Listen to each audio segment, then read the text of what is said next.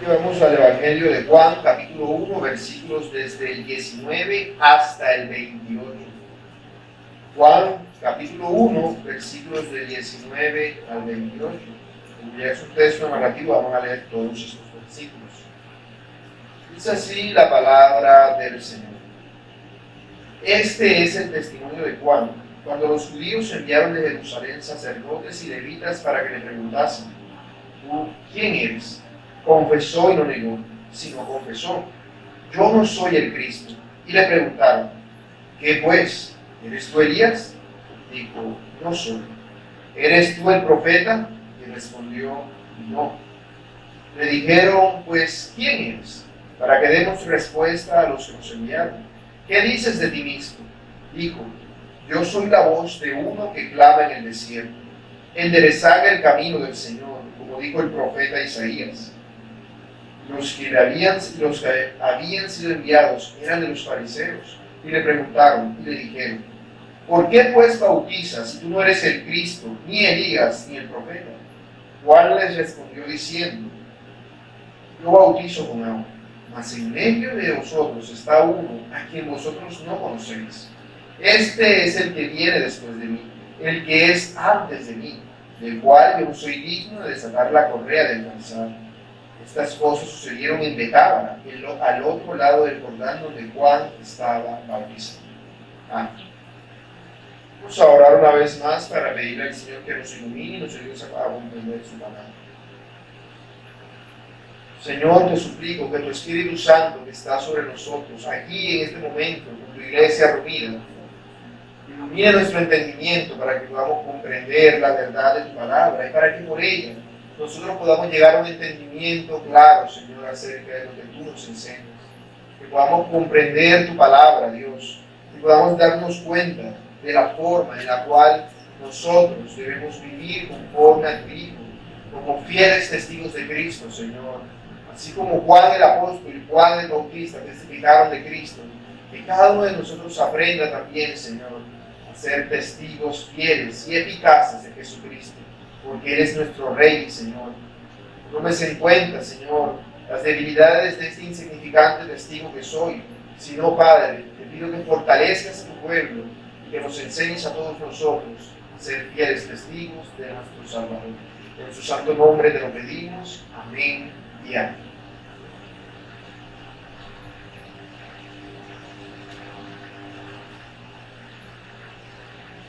Mis hermanos, a medida que nosotros vemos cómo avanza la tecnología, una queja muy recurrente que tienen las personas es acerca de cómo muchas personas van perdiendo sus empleos a causa de los avances de la tecnología.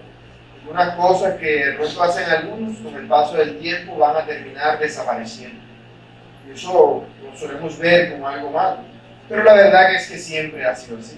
Entonces, eso es lo que ocurre inevitablemente por el progreso de la tecnología. A medida que esta avanza, algunas profesiones u oficios tienden a volverse obsoletos. Algunos se modernizan, pero otros se hacen innecesarios. Uno de esos oficios es el de los faroleros. Estas son personas que desde la Edad Media se dedicaban a iluminar las calles de las ciudades. Ahora tenemos postes de luz con alumbrado público. Antes no era así. Lo que hacían era que colocaban los postes, pero en lo alto de los postes colocaban lámparas de aceite. Y había un señor que era el farolero, y él iba él venía, se subía a lo alto del poste y encendía la lámpara. Y tenía que ir encendiendo todas las lámparas de la ciudad y apagarla cuando amanecía. Era una labor bastante difícil, lo cual le significaba bastantes ingresos a esta persona. Por lo tanto, era una labor muy bien remunerada en un principio.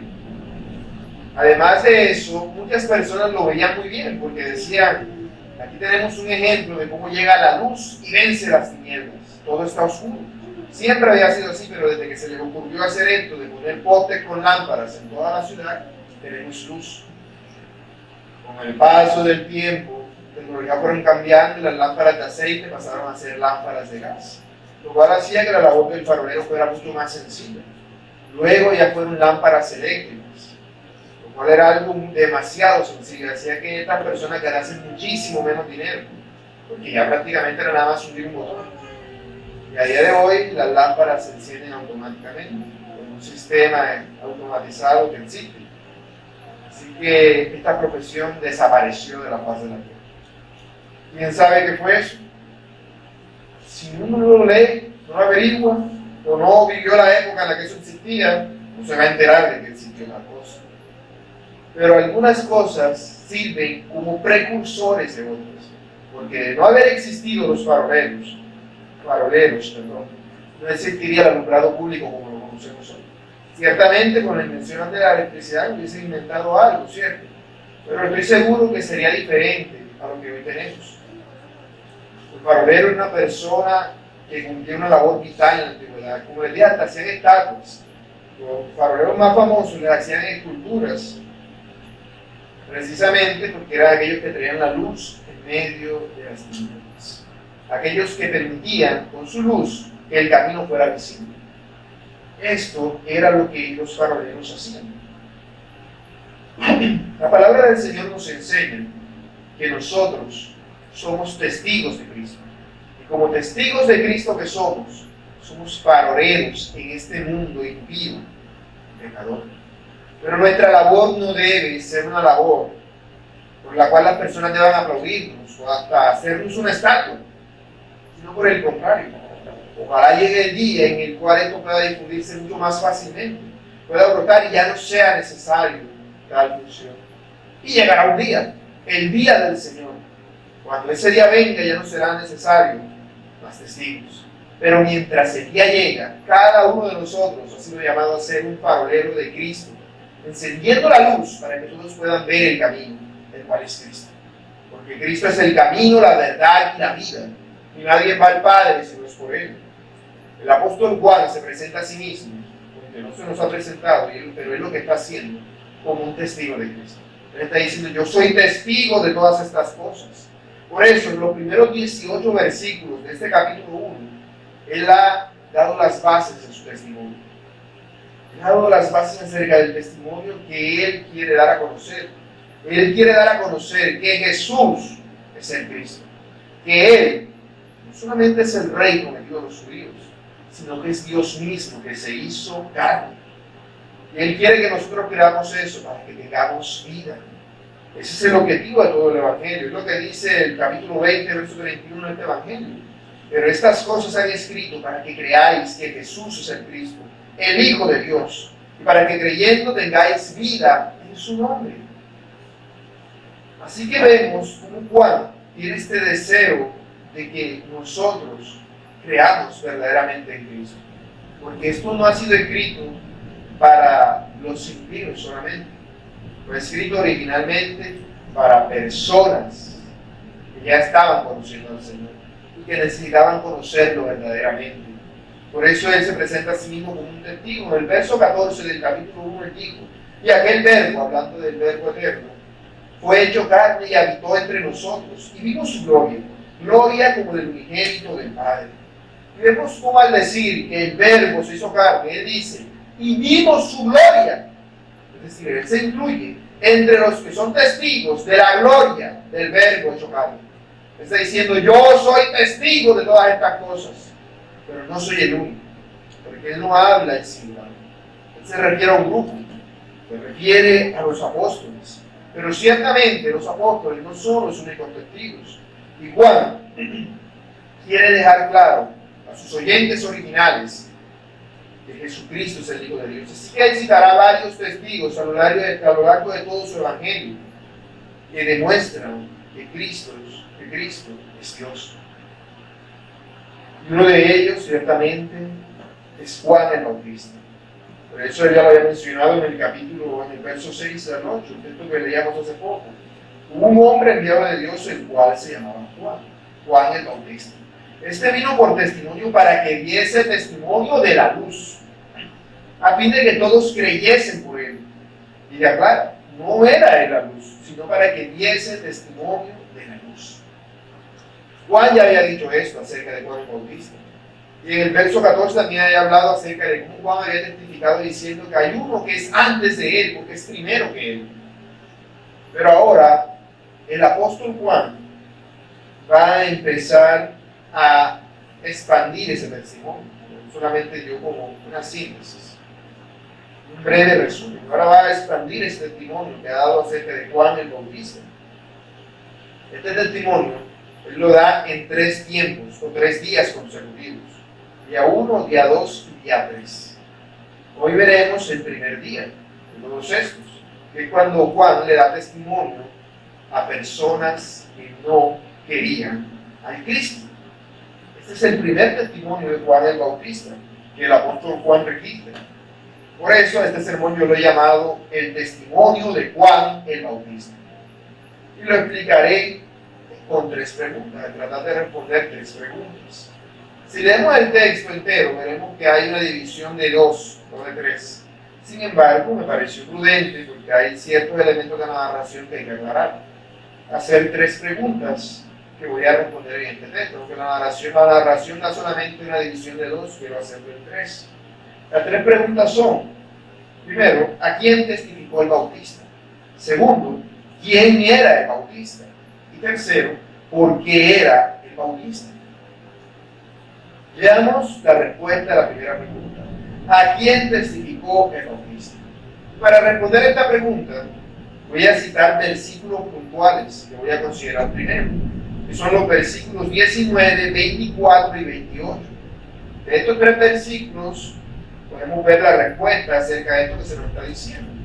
Dice, estos 3 versículos, voy a citarlos como si estuviesen juntos: este es el testimonio de Juan cuando los judíos enviaron de Jerusalén sacerdotes y levitas para que le preguntasen. Y los que habían sido enviados eran de los fariseos. Estas cosas sucedieron en Betábara, al otro lado del Jordán, donde Juan estaba bautizando.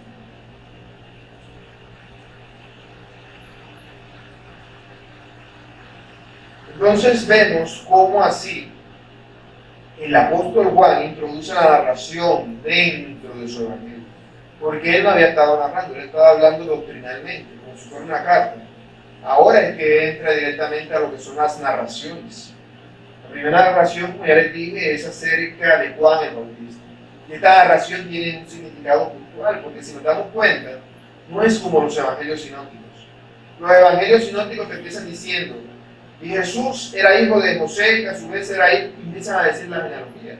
O te empiezan a decir: y Jesús fue donde Juan para que lo bautizase. O te empiezan a decir: el ángel del Señor se le apareció a una mujer llamada María. Pero aquí no nos habla de nada de eso. El apóstol Juan ya sabe que sus oyentes originales ya conocen todas estas cosas, porque este evangelio fue escrito muchísimo tiempo después de que se escribieron los otros 3. Él ya sabe que sus oyentes han leído o han escuchado algo, por lo menos, acerca de Mateo, Marcos y Lucas. Así que él presupone muchas cosas, tanto así que la narración no empieza antes del bautismo de Jesús, sino después. Juan nos sitúa en un punto después de que el Señor Jesús ya ha sido bautizado. Así que vemos que estamos en un momento. Este es el punto que el apóstol Juan ha escogido como momento inicial de su narración. Un día antes de que el Señor Jesús regrese de ser tentado por el diablo en el desierto, después de haber estado allí 40 días y 40 noches. Este es el punto cronológico en el cual el apóstol Juan decide empezar, porque él está contando su testimonio. Y más adelante, en los versos siguientes, veremos que él era uno de los testigos directos de estos sucesos, porque él era, el apóstol Juan, era discípulo de Juan el Bautista. Así que él había escuchado todas estas cosas. Y él ahora va a presenciar, en la narración siguiente, cómo Juan da testimonio a él y a todos los creyentes acerca de que Cristo es el Cordero de Dios. Pero el apóstol nos narra un suceso que ocurre un día antes de eso. En este suceso se nos dice que hubo una delegación. Esta delegación fue enviada al apóstol Juan para preguntarles acerca de quién era él. Él nos dice que esta delegación viene de los judíos, pero lo más lógico que podemos darnos cuenta de todo esto es que ellos estaban en Judea, todos eran judíos. ¿Por qué se refiere a los judíos? Todos eran judíos prácticamente.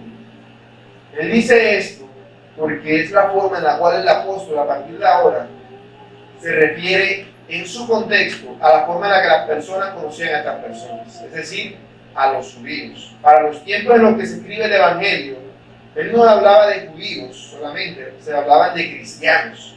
Si él habla de judíos, se refiere a personas que no han creído en Cristo. Y en este caso puntual y conciso se refiere a una delegación enviada por el Sanedrín. El Sanedrín era la autoridad máxima de gobierno en la nación de Israel.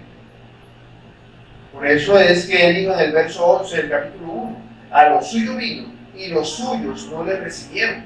Porque cuando el Mesías vino al mundo, ¿quiénes deberían haberlo ido a recibir? Las autoridades políticas de aquella región, el gobierno. Como ellos estaban bajo dominio romano, no podían tener un gobierno autónomo en lo que se refiere a la religión, porque Herodes, que ni siquiera era judío, que no gobernaba, solamente se encargaba de las cosas que tenían que ver con lo administrativo del pueblo, pero con lo religioso era el Sanedrín la autoridad máxima.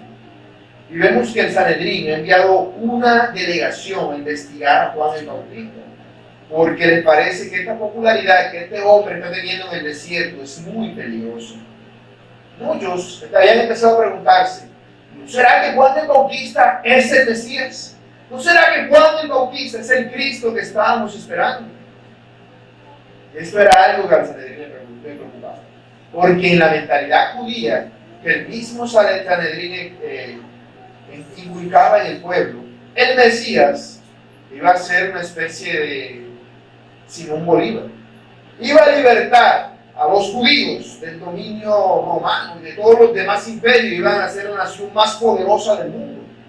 Y ellos iban a ser el centro de la tierra y todos iban a tener que rendirse a ellos, como si Jerusalén iba a ser la capital del mundo. Y el Mesías los iba a colocar a ellos como el país más importante de todos. Ellos habían, eso prácticamente era la idea que todo el mundo en aquel contexto tenía. Iban a ser la nación más importante de todas.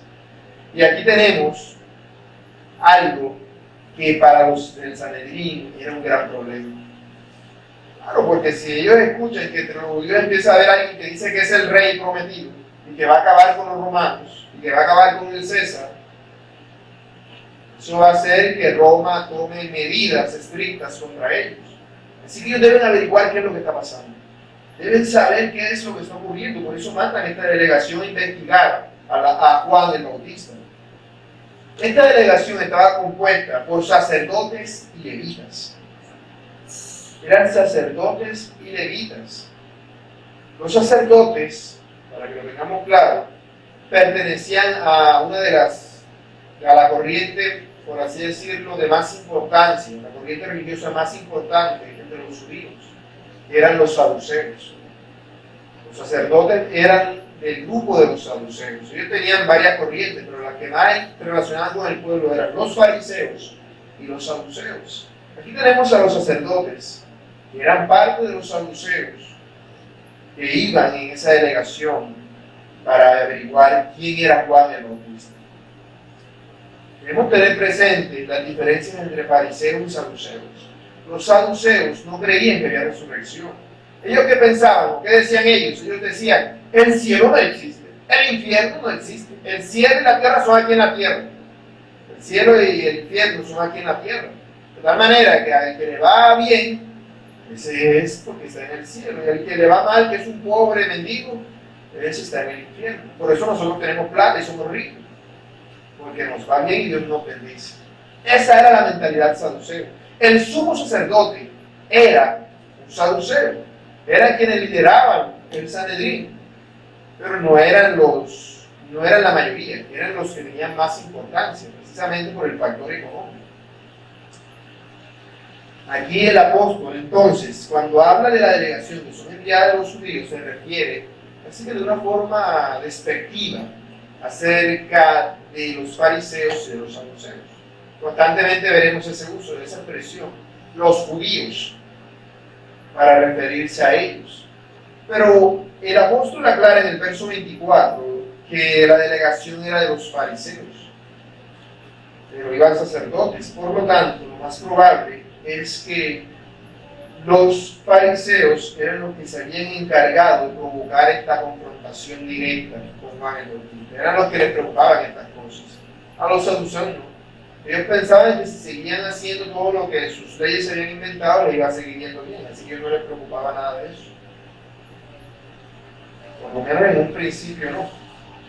Pero vemos que ahora la situación está cambiando. Los sacerdotes eran autoridades teológicas en aquel pueblo. Ellos debían estar cumpliendo sus labores. Pero aquí los mandan a preguntar a Juan el Bautista quién es él. Y dicen que son acompañados por levitas. Los levitas, los miembros de la tribu de Leví, servían a los sacerdotes. Eran sus ayudantes. Tenían todo tipo de labores. Desde lavar lo que estaba sucio hasta ser de guardia de escolta, por lo cual lo más probable es que en esta ocasión los levitas fueran escoltas de los sacerdotes que iban a investigar a Juan el Bautista. Así que eso debemos tenerlo presente a la hora de leer este pasaje. ¿A quién está hablando Juan el Bautista? ¿A quién está dando testimonio? A sus enemigos, a los enemigos del pueblo de Dios, la falsa religión, los que lideraban el engaño en la nación. A ellos es a los que Juan el Bautista les está dando testimonio. Por eso es que él da el testimonio de esa manera, como veremos ahora. Él da el testimonio de una manera evasiva. Y al final de este pasaje, Juan el apóstol aclara que este suceso en el cual el Sanedrín envió una delegación a investigar a Juan el Bautista ocurrió en Betábara, que se encuentra al otro lado del Jordán. Y aquí hay un pequeño punto. Y es que si ustedes leen otras versiones de la Biblia, van a ver que no dice Betábara, sino Betania. Y esa es la traducción correcta, es Betania, no Betábara. Ponen Betábara para hacer la distinción de Betania, la que aparece más adelante en el Evangelio de Juan, un lugar diferente, que no se encontraba al otro lado del Jordán. ¿Por qué hacen eso? Bueno, pues porque había dos Betanias. Y Juan está diciendo, es la Betania que se encontraba al otro lado del Jordán. Allá fue donde ocurrieron estas cosas. Él está diciendo eso para que sus oyentes sepan que él está dando un testimonio veraz de lo que está ocurriendo. Él dice, esto ocurrió en Betania, que se encuentra al otro lado del Jordán, donde Juan estaba bautizando a las personas. Porque si él dice Betania sin hacer referencia a dónde quedaba Betania, podría significar la otra Betania, que veremos más adelante. Que debemos tener todo esto presente. Él está diciendo esto precisamente para dar un testimonio veraz y preciso.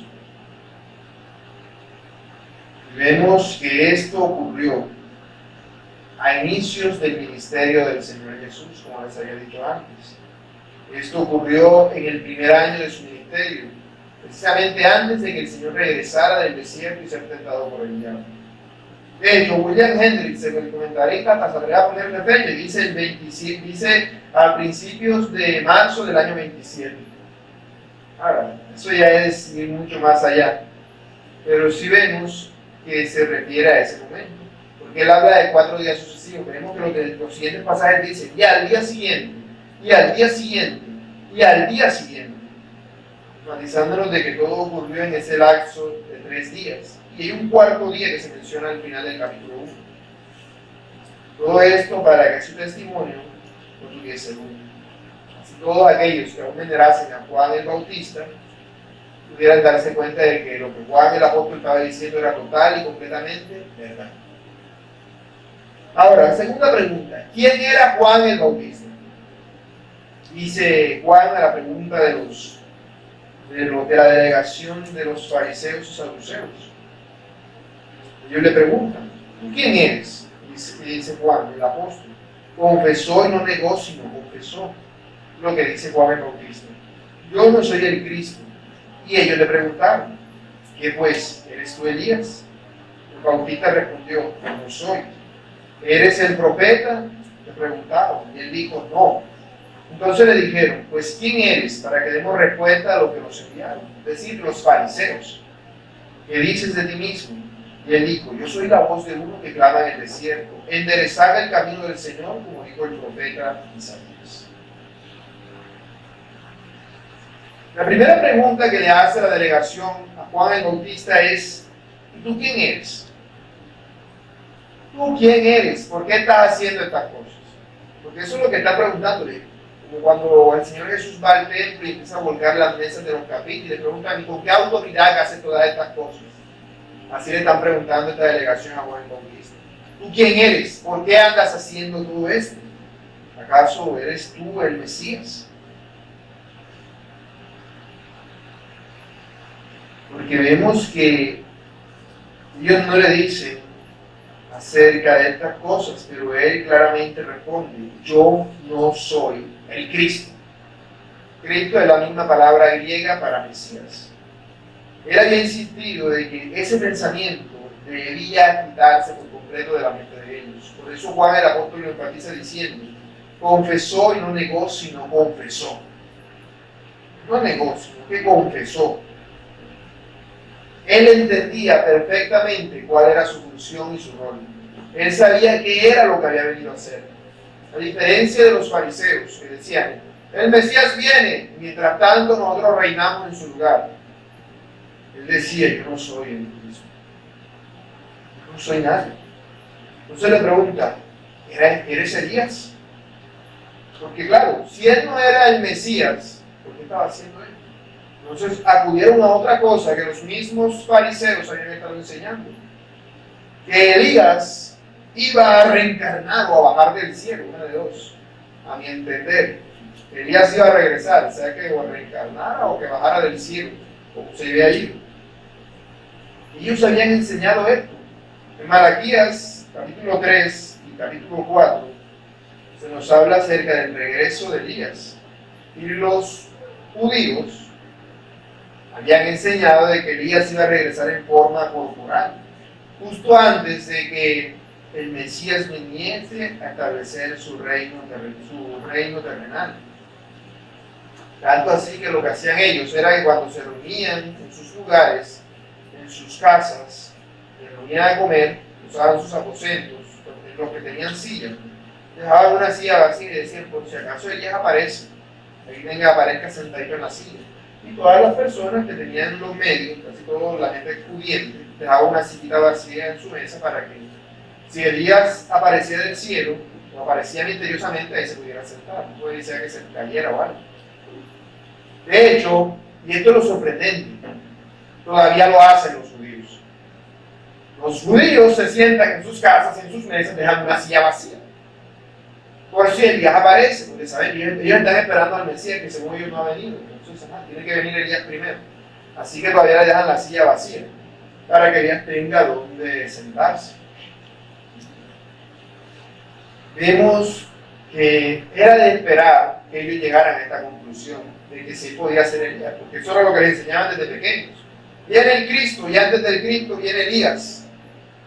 Viene Elías. ¿Y cómo era Elías? Bueno, Elías predicaba en el desierto y se vestía y actuaba de forma similar a como Juan el Bautista lo estaba haciendo. En Marcos capítulo 1, verso 6 dice que Juan estaba vestido de pelo de camello y tenía un cinto de cuero alrededor de sus lomos. Yo creo que más que todo por las películas es muy fácil hacerse la imagen, como de cavernícola que le pintan a Juan el Bautista. Esta imagen tiene cierta similitud con la de Elías. En Segunda de Reyes, capítulo 1, verso 8, se describe a Elías de la siguiente forma: él era un varón que tenía vestido de pelo y ceñía sus lomos con un cinturón de cuero. Segunda de Reyes 1:8. Entonces vemos que esa es la imagen que los judíos tenían de Elías. Y al ver a Juan haciendo todas estas cosas, ciertamente la idea de que él fuera Elías no era algo raro, era de hecho esperable que ellos pensaran eso. Y por si fuera poco, por el vestido y la apariencia de Juan el Bautista predicaba llamando a las personas al arrepentimiento. Él predicaba acerca de la venida del juicio de Dios. Eso era la forma o el mensaje que predicaba Elías. Elías le decía a las personas que se arrepintieran porque pasaban adorando a Baal, y que no adorasen a Baal y a Dios como tenían por costumbre, sino que debían adorar verdaderamente a Dios de corazón. los invitaba a las personas a que se arrepintieran. Así que no era solamente en la apariencia física. Juan el Bautista predicaba un mensaje muy similar al de Elías. Así que es de extrañar que Juan mismo responda: no soy. Yo no soy Elías. ¿Por qué responde esto? ¿Acaso Juan no es Elías? ¿Acaso Juan no era verdaderamente Elías? Acompáñenme un momento a Mateo capítulo 17, versos del 10 al 13, y veamos lo que dice el Señor Jesús acerca de estas cosas. Mateo capítulo 17, verso 10.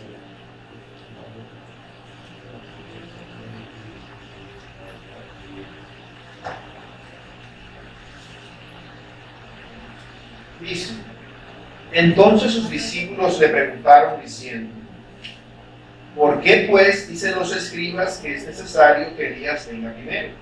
Respondiendo Jesús les dijo: a la verdad, Elías viene pronto, viene primero, y restaurará todas las cosas.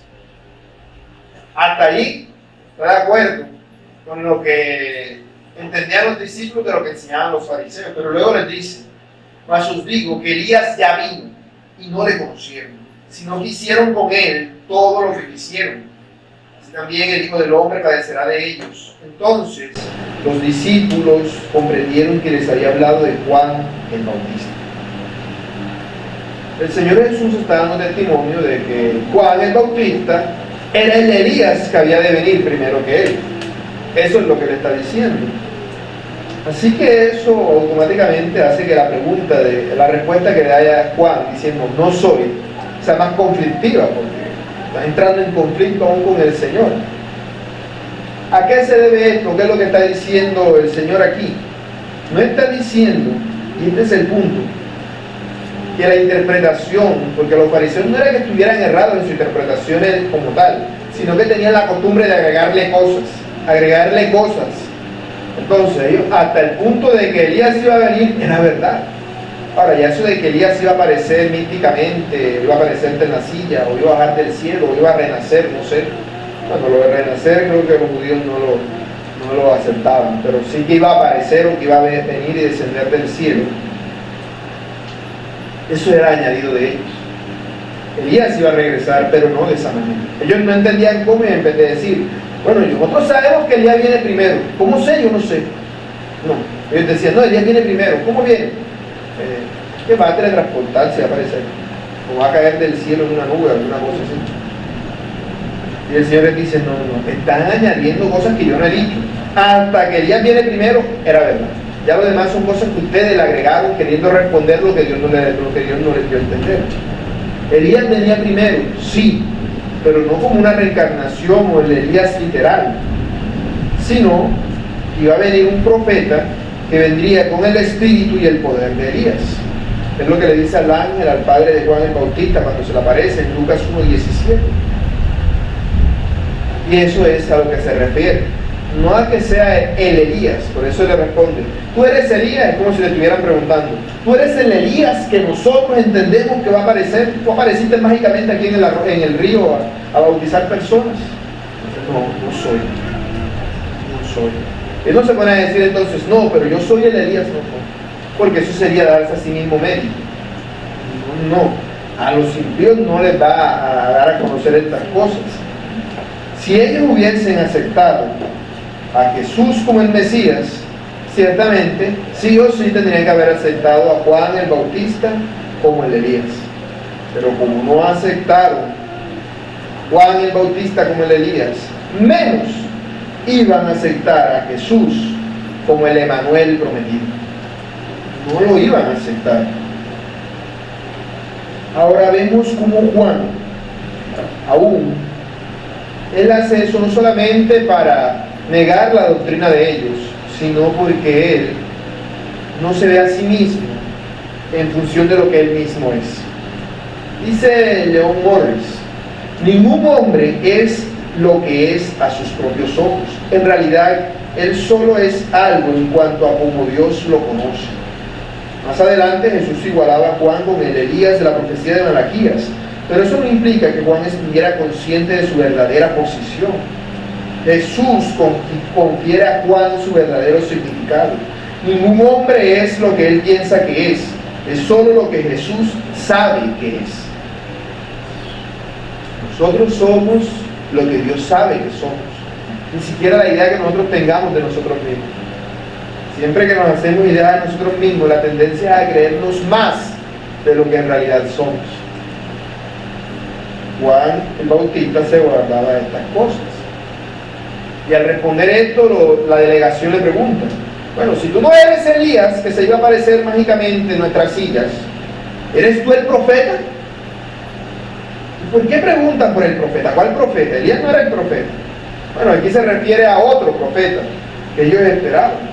No a uno que iba a aparecer mágicamente, sino a uno que verdaderamente la Biblia había profetizado. En Deuteronomio 18:18, Dios dice a través de Moisés: profeta les levantaré de medio de sus hermanos.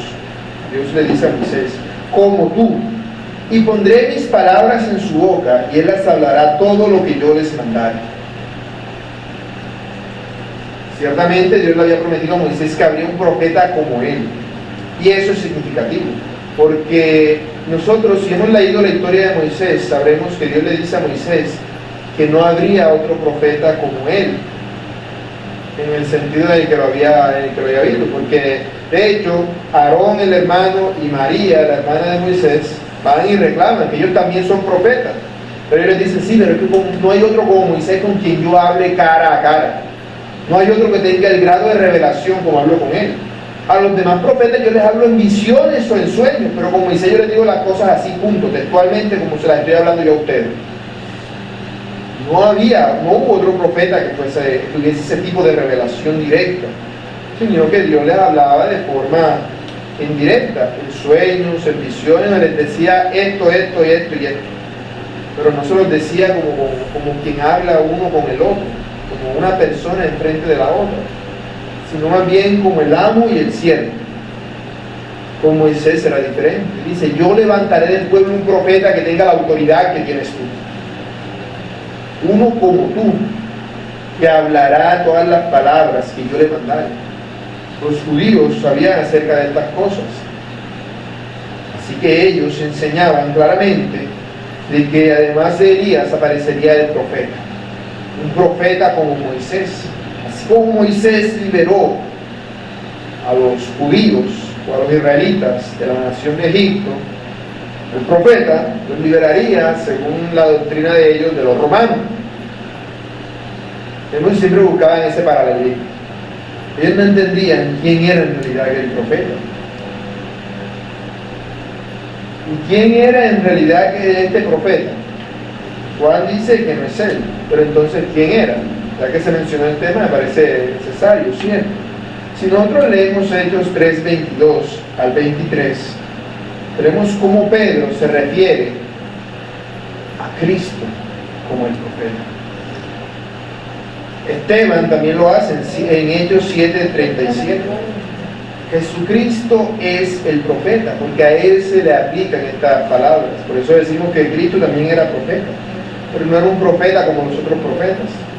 Era un profeta superior a Moisés, porque no tenía Dios que decirle: ve y haz esto, esto y esto, sino que lo sabía, él era Dios.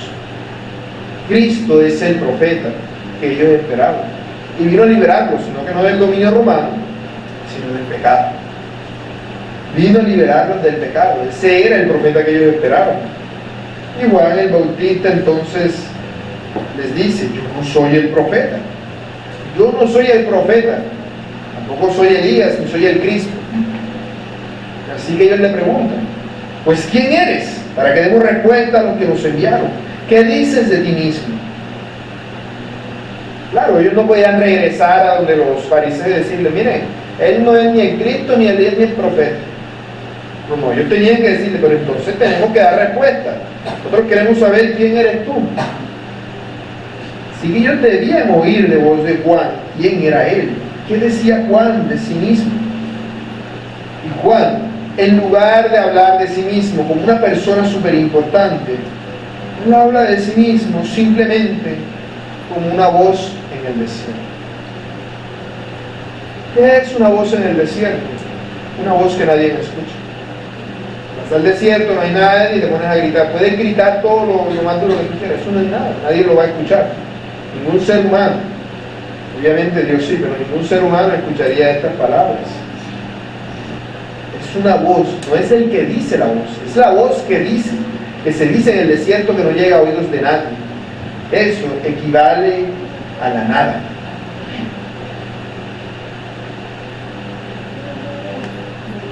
Así que lo que Juan el Bautista está diciendo, dice el señor León Morris, no da preeminencia alguna a sí mismo.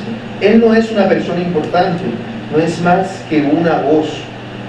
Eso lo dice él en contraposición a lo que el apóstol ha estado diciendo de Cristo.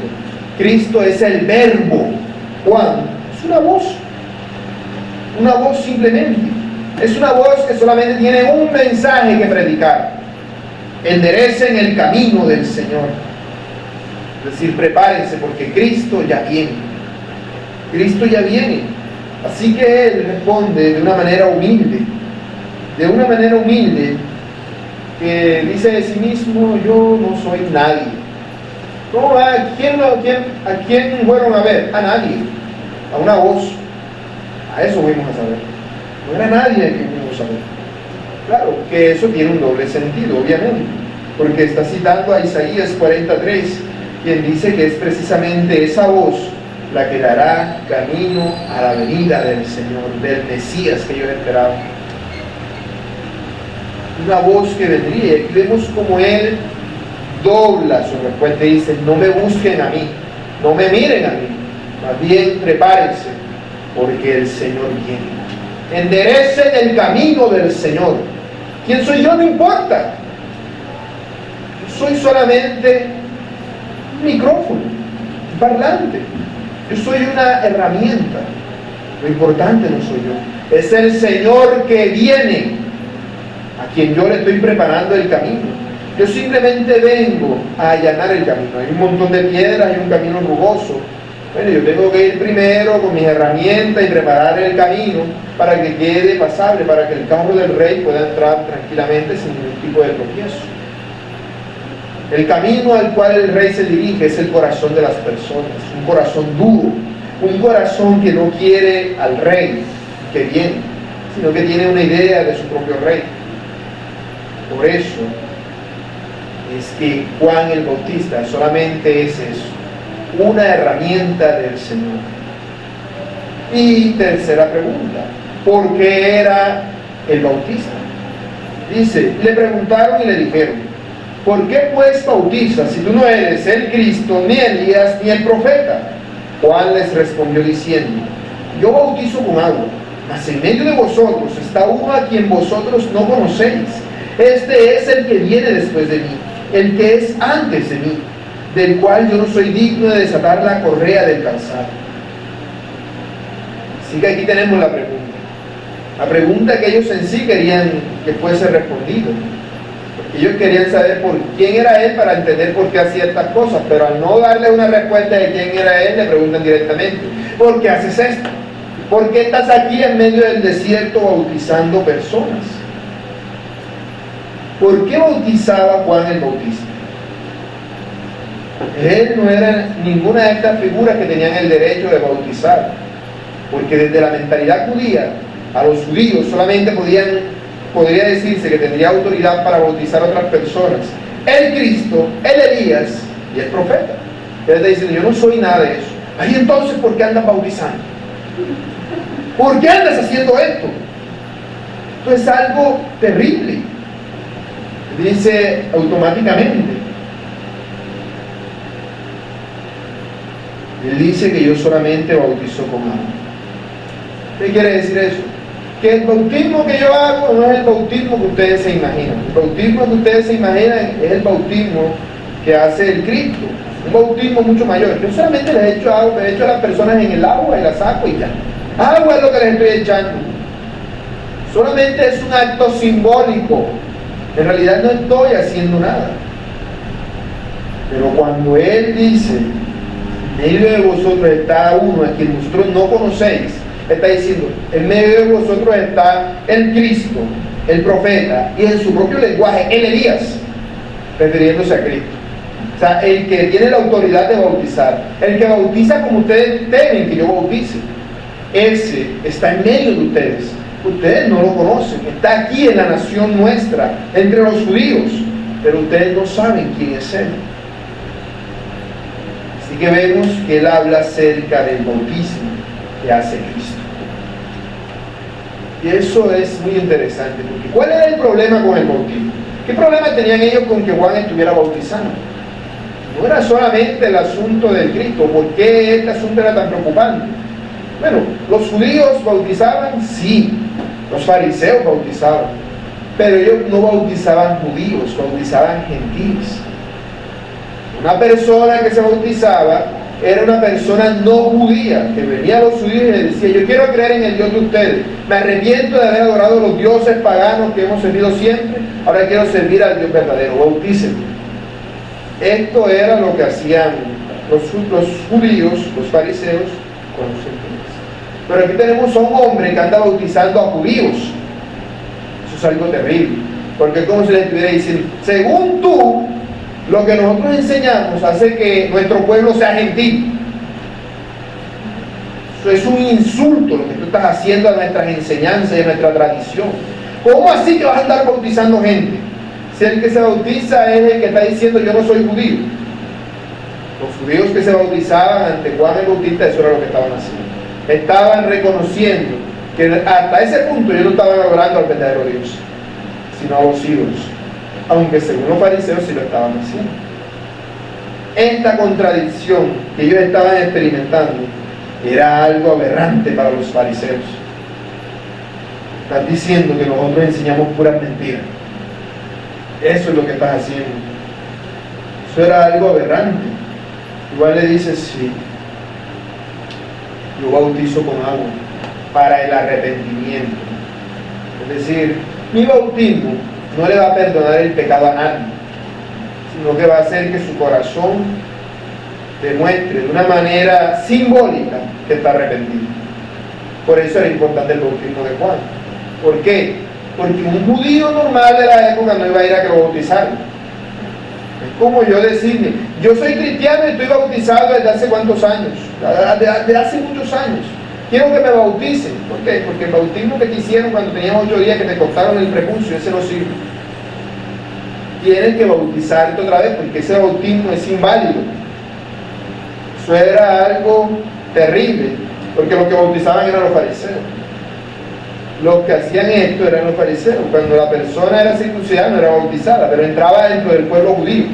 Ya no necesitaba ningún bautismo según los fariseos. Y aquí tenemos a Juan el Bautista bautizando personas. Si yo les echo agua, esto no los va a salvar de nada, mi bautismo. Pero el que se atreva a bautizarse por mí es uno que está diciendo, yo no conozco a Dios, necesito conocerlo. Era un acto muy valiente de las personas el hacer esto. Era un acto muy valiente. Según Calvino, el bautismo era un acto de penitencia por el cual la persona se preparaba para el Mesías. Solamente eso, una penitencia, un símbolo. No tenía ningún poder verdadero en sí, sino que era un acto público delante de otras personas que decía, ya yo no me considero judío, entiendo que hasta este día yo había sido un falso judío y quiero ser un verdadero judío. Quiero tener un corazón preparado para cuando el rey venga.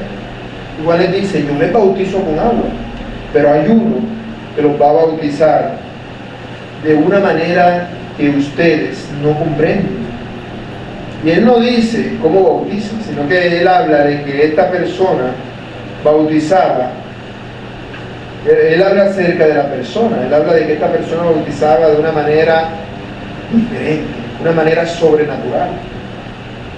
En Hechos, capítulo 19, versículos del 1 al 5, encontramos el siguiente pasaje.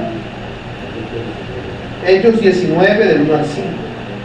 Dice, aconteció que entre tanto que Apolos estaba en Corinto, Pablo, después de recorrer las regiones superiores, vino a Éfeso, y hallando a ciertos discípulos les dijo, ¿recibisteis el Espíritu Santo cuando creísteis? Y ellos le dijeron: ni siquiera hemos oído si hay Espíritu Santo. Entonces dijo: ¿en qué pues fuisteis bautizados? Ellos dijeron: en el bautismo de Juan. Dijo Pablo: Juan bautizó con bautismo de arrepentimiento, diciendo al pueblo que creyese en aquel que vendría después de él, esto es, en Jesús, el Cristo. Cuando oyeron esto, fueron bautizados en el nombre del Señor Jesús. Juan no dice estas cosas. Juan lo que dice es: ustedes están ignorando al que bautiza de verdad. Ustedes lo están ignorando por completo. Él los bautizará con el Espíritu Santo. No lo dice aquí, pero es lo que está diciendo. El que tiene el verdadero bautismo, el bautismo que perdona y que de verdad limpia. Este es el bautismo que Él hará, el bautismo de Cristo. Y Él habla de Él diciendo: el que viene después de mí, porque Él es uno que había empezado su ministerio después de Juan. Juan empezó su ministerio, Jesús estaba a punto de empezar el suyo. El ministerio de Jesús iba a empezar el día siguiente, por así decirlo, mañana. En el contexto de ellos, mañana Jesús iba a empezar su ministerio. Y le está diciendo: Él viene después de mí. Él viene después de mí, pero yo no soy nada con relación a Él. Nada. Yo no soy digno de desatar la correa del calzado de esta persona. Y eso es algo que rebasa lo que había dicho de la voz una vez más. Porque el que desataba la correa del calzado era el esclavo de la casa. Cuando una persona, llegaba una persona que tenía esclavos, porque no todos tenían esclavos, llegaba de su casa, llegaba del trabajo, de la calle a su casa, ¿qué hacía? Se sentaba, el esclavo le quitaba las sandalias y le lavaba los pies. Y eso lo hacía el esclavo más insignificante de todos, porque no podía estar en la casa con los pies sucios. Debía lavarse los pies apenas llegaba. Debían quitarle las sandalias, desatarle la correa del calzado para poder lavarle los pies. Él dice: yo ni siquiera soy digno de lavarle los pies, mucho menos de quitarle el zapato, mucho menos de soltarle el cordón, para que entendamos. Ni siquiera merezco eso. Y eso era lo que el esclavo más vil de todos hacía en la casa. Dice: yo ni al peor de los esclavos llego. Yo no soy nadie. Matthew Henry dice que Juan el Bautista no se atribuyó a sí mismo el honor del Mesías, sino que confesó humildemente quién era y cuál era su papel en la venida del Mesías. Él era un precursor de Cristo, un testigo de su gloria y un instrumento en su mano para preparar el camino del Señor. Él no era nada. En Mateo 3:11 dice: yo a la verdad os bautizo en agua para arrepentimiento, pero el que viene tras de mí, cuyo calzado yo no soy digno de llevar, o sea, de quitarle el zapato con la sandalia, es más poderoso que yo. Él os bautizará en Espíritu Santo y fuego. Juan el Bautista no menciona eso en el Evangelio de Juan, pero en el Evangelio de Mateo, expandiendo esto y conociendo el apóstol Juan que sus oyentes ya sabían acerca de esto, dice: Él los bautizará en Espíritu Santo y fuego. El Espíritu Santo les lavará de todo pecado y el fuego lo consumirá, de tal manera que no quedará ningún pecado en el corazón de aquel que se ha bautizado por Él. Ese es el verdadero bautismo. Ese es el verdadero bautismo, el bautismo de Cristo. Ese es el mensaje de Juan, y Él bautizaba precisamente para eso. Él hacía un llamado general a las personas para que se arrepintieran, y aquellos que se arrepentían estaban totalmente preparados para aceptar a Cristo como el Mesías que habría de venir. Ese era su mensaje. Él no les decía a las personas: yo los salvo, yo los limpio. No. Yo solamente les estoy dando la mala noticia de que ustedes son unos pecadores y necesitan arrepentirse. Ese era el mensaje de Juan el Bautista. Él se acercaba a las personas y les daba la mala noticia de que aunque ellos se creyeran que estaban bien con Dios, en realidad eran personas despreciables igual que los gentiles delante de Dios, y necesitaban arrepentirse igual que los gentiles. Necesitaban arrepentirse. Por eso Juan está en este momento haciendo lo que el profeta Isaías había profetizado. Él debía preparar el camino para la venida del Mesías. Esa venida a diferencia de lo que los religiosos de la época enseñaban, no sería económica, militar, política, no, sino que sería la venida de un reino que sería libre en espíritu. Un reino verdaderamente libre, como un rey que es verdaderamente libre. Aplicaciones.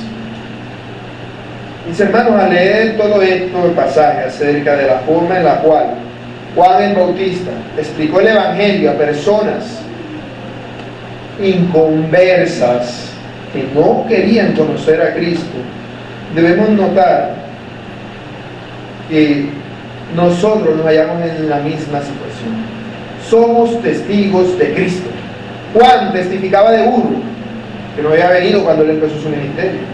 Nosotros debemos testificar de uno que ya vino y que ya nos bautizó en Espíritu Santo. Por eso podemos creer en Él. Testificamos de Cristo.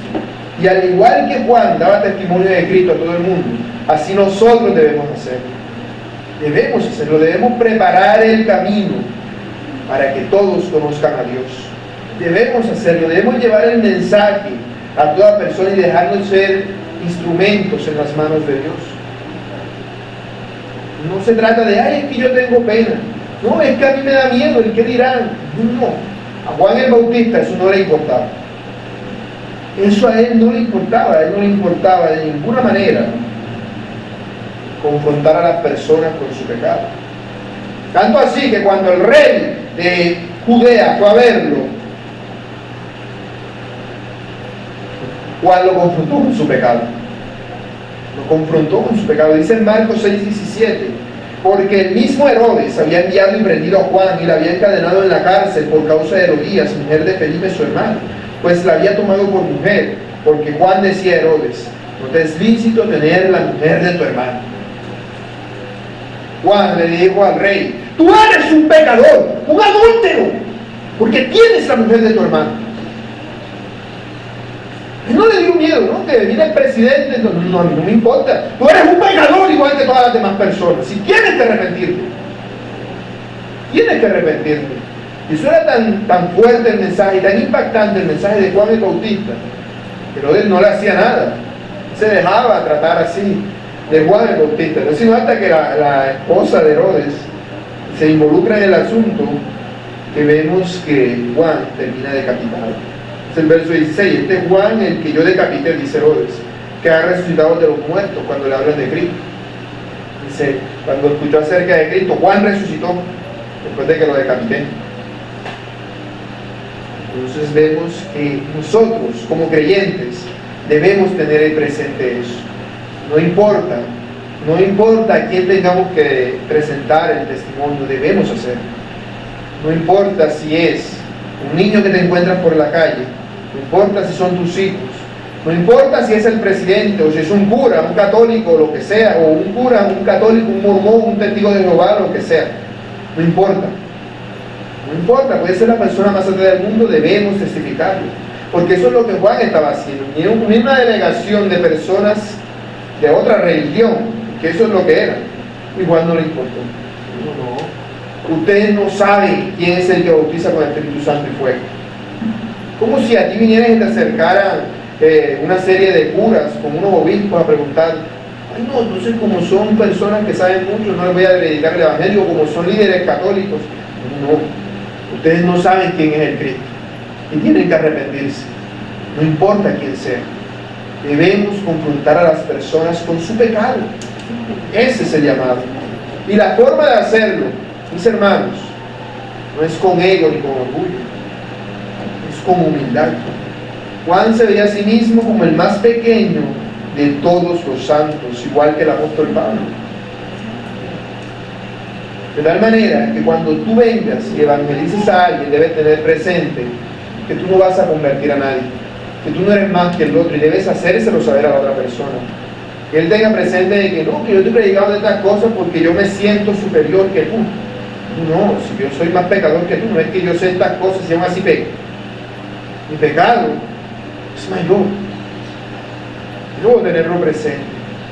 Soy insignificante, porque siendo tan pecador, Dios me concede el privilegio de ser su voz. Esa debe ser tu actitud a la hora de evangelizar. De tal manera que cuando tú vengas y evangelices a alguien, no digas, ay, qué bien, evangelicé a fulanito. No, más bien decir, siervo inútil soy, porque lo que debía hacer hice. Punto. Esa debe ser tu actitud. Ay, yo sí evangelizo. Fui, evangelicé a todas las personas en la cuadra. Siervo inútil soy. Lo que tenía que hacer hice. Esa es la actitud correcta. Reconocer que nosotros simplemente estamos llevando un mensaje. Tú no eres la respuesta al problema de las otras personas. El problema de las otras personas es el pecado y la respuesta es Cristo. Y tú llevas a Cristo. Tú ganas seguidores para Cristo, no para ti. Ten siempre presente eso, porque Cristo es la respuesta al mayor problema que todos tenemos, el pecado.